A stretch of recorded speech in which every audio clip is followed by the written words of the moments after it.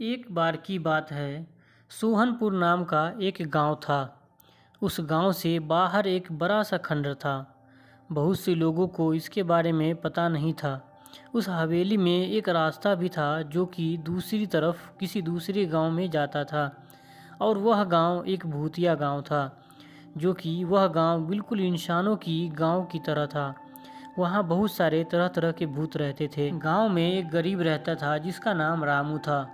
वह बहुत गरीब था। उसकी पत्नी का कुछ दिन पहले ही देहांत हो गया था, इसलिए वह और भी बहुत उदास रहता था। उसकी एक छोटी सी बेटी भी है जिसका नाम राधा है। एक दो दिन बाद गांव में होली का त्योहार मनाया जा रहा था। रामू अपने घर से बाहर कुछ काम के लिए निकलता है, तभी उसकी बेटी राधा दौड़कर आती है। पापा पापा, आप बाजार से लौटते वक्त मेरे लिए पिचकारी और रंग ला दीजिएगा। आज होली का त्योहार है, मैं अपने दोस्तों के साथ होली खेलूंगी। हाँ हाँ बेटा, मैं तुम्हारे लिए रंग और पिचकारी और मिठाइयाँ भी लाऊंगा। अब तुम वापस दादी के पास जाओ, वो अकेली है। रामू अपनी बेटी को दादी के पास भेजने के बाद कुछ सोचने लगता है और चलने लगता है। वह चलते चलते गांव से दूर उसी खंडर हवेली के पास पहुंच जाता है। अरे यह कौन सी जगह है? ये बिल्कुल खंडर हवेली है। हे भगवान, मैं चलते चलते कहाँ इस खंडर के पास पहुंच गया। चलो अंदर चलकर देखते हैं, कुछ सामान मिल जाए जिसको बाजार में बेचकर कुछ पैसे मिल सके, जिससे मैं अपनी बेटी के लिए रंग और पिचकारी खरीद लूंगा। रामू उसी खंडर हवेली के अंदर जाता है और इधर उधर कुछ सामान ढूंढने लगता है। ये क्या? यह हवेली तो बिल्कुल खाली है, यहाँ कुछ सामान नहीं दिखाई दिया। रामू की नज़र अचानक उसी जादुई शीशे पर पड़ती है जो कि एक कमरे में रखा हुआ था। अरे वह क्या है? चलकर देखता हूँ। यह तो बहुत खूबसूरत शीशा है, इसे ले जाता हूँ, बाजार में बेच दूंगा। रामू जैसे ही शीशा को उठाने की कोशिश करता है कि वह अचानक फिसलकर उसी शीशे के अंदर गिर जाता है।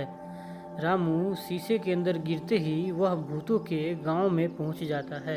हे भगवान, यह क्या हो गया? मैं तो वहाँ उस खंडर हवेली में था, यहाँ कैसे पहुँच गया? लगता है यह जादुई शीशा है। रामू उस खंडर से बाहर निकलने के बाद उस भूतिया गांव को देखकर वो बहुत घबरा जाता है और जोर जोर से चिल्लाने लगता है। अरे कोई है इस गांव में? कोई दिखाई नहीं दे रहा है। सब के सब कहाँ चले गए?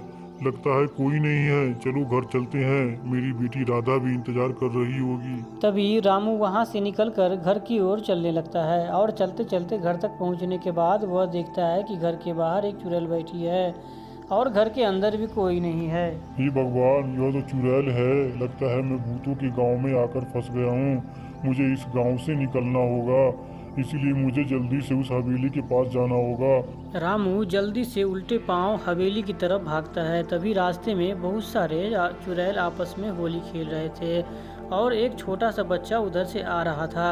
रामू उसे देखकर घबरा जाता है और एक पेड़ के पीछे छिप जाता है। उस बच्चे के हाथ में एक पिचकारी थी जो वहीं रास्ते में गिर गई थी। बच्चे के जाने के बाद रामू उस पिचकारी को उठा लेता है। अरे वाह, यह पिचकारी तो सोने की है। लगता है सारे भूत सोने की पिचकारी से ही होली खेलते हैं। रामू उस सोने की पिचकारी को अपने पास रख लेता है। तभी रामू देखता है कि वहाँ दो चुड़ैल आपस में होली खेल रहे हैं और एक दूसरे को रंग लगा रहे हैं। लगता है मुझे भी रंग लगाना पड़ेगा इस चुड़ैल से बचने के लिए, ताकि कोई मुझे पहचान न सके। रामू जल्दी से रंग ढूंढने लगता है। तभी एक टेबल पर रंग दिखाई देता है, उसे रामू जल्दी जल्दी लगा लेता है। तभी रामू को एक डरावनी सी आवाज़ सुनाई देती है। कौन हो तुम इस गांव के तो नहीं लगते। पहले तुम्हें मैंने कभी नहीं देखा यहाँ। रामू यह सुनकर डर जाता है, फिर भारी आवाज़ निकालकर भूत से कहता है, मैं यहीं पास की दूसरी गांव का हूँ। सुना हूँ इस गांव में होली पार्टी बहुत अच्छी होती है, इसीलिए होली पार्टी देखने आया हूँ। हाँ हाँ, तुमने बिल्कुल सही सुना है। यहाँ रंगों के साथ साथ इंसानों की खून भी मौजूद है। इतना ही नहीं, जानवरों की बनी मिठाई भी मौजूद है। तुम क्या खाना पसंद करोगे? तुम रुको, अभी मैं लेकर आती हूँ। भूत उसके लिए मिठाई का डब्बा लेकर आती है। हाँ, ये लो मिठाई खाओ और अपने गांव में भी सभी भूतों को मिठाई खिलाओ।